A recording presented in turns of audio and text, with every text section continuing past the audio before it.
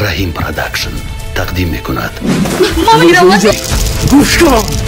اینک اولین بار مهاجران تاجیک در فدراسیای روسیه فیلمی هنری را با نام زنی مهاجر پیشکشی تماشابینان میگردانند.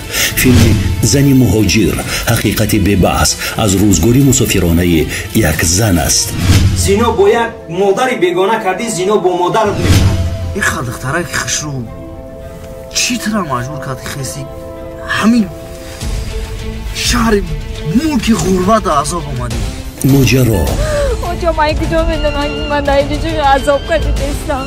مبارزه مجبوری زندگی مجبور شدم که غریبی بیام. رنج در حیات یک شخص بزرگ داره میروز در یک مشکلی گرفتار شدگیه که به دادم هیچ کدام میرسه. سعادت Вот это все твое, сынок. Поздравляю. و یک جهان محبت در چند لحظه سینمایی. یک بیمار دورمکه اگر امکانیت باشه کمتر دستگیری کنیم باید جراحیش کنم مکه جان. این دو کودک اینوالید دما پرت افتی رفتی پول روی نمیکنی. بری برای کار کنی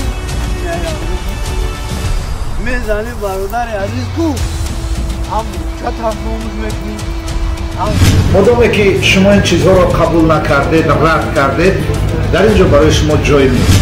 جان غریبی میگن اینجا را لیل شنی ماما منم ندیم روش کن اکاتون در خونتون در شما بمبرم وچه Не переживайте, все хорошо. это на таджикский وچه ماما.